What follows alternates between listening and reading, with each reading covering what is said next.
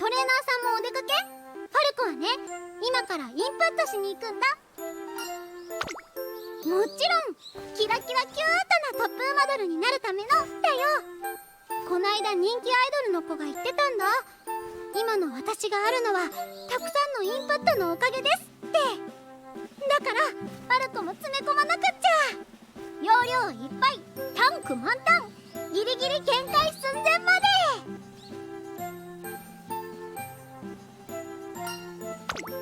え、いいの？じゃあいろいろアドバイスもらいたいかも。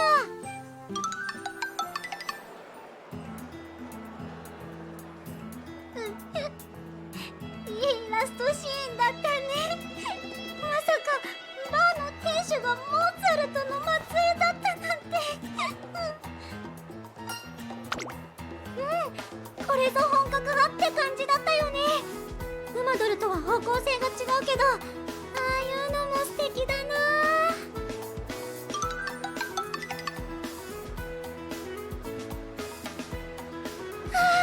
見て、あのキャラクターまん丸なのにすっごくキレのある動きしてる。毎日練習して体に動きを染み込ませないとできない技だよね。よーし、ファルコだってどんな衣装を着ててもバク転10連続くらい余裕でできるようになるぞー。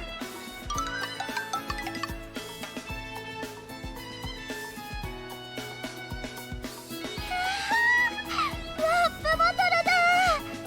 初めて生で見たかも。すごい迫力。個性と個性のぶつかり合いって言うんだよね。ウマドルにも個性は必須だけど、私まだここまでの個性持ててないかも。でも個性は絶対あった方がいいと思うんだ。その方がお客さんも見つけやすいし。だからファルコも個性を磨くよ。ラップバトルで勝てるくらい鋭くて尖った個性を身につけるんだ。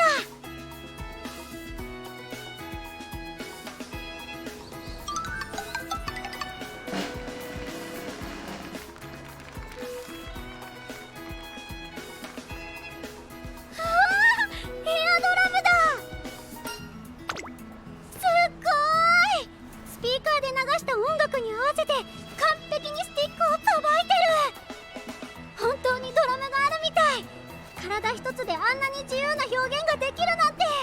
ファルコは歌って踊ることしかできないのに。やればできるのかも。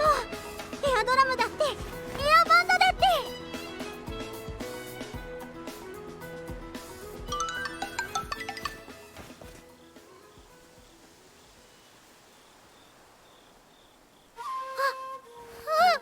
あれは確かコムソーさんだよ。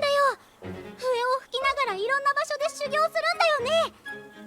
たった一人でも笛を吹き続けるなんてすごい勇気、すごい度胸。まっすぐに自分の道を信じてるんだね。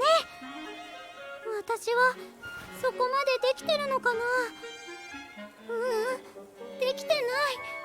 私まだコムソーさんに慣れてないよ。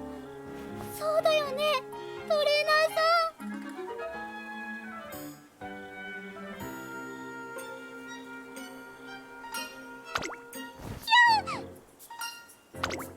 ファルコがなりたいもの？それはもちろん。そっか、そうだった。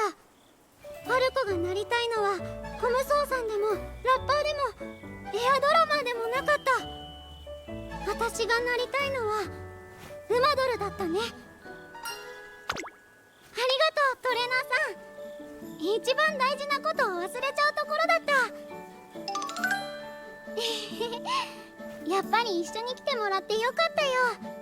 じゃなきゃ今頃頭ぐるぐるになってたかも。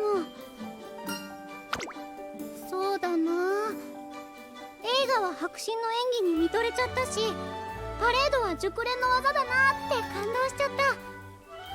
ラップバトルは個性に圧倒されたし、エアドラムは激しすぎて驚いた。コムソびっくりしちゃった。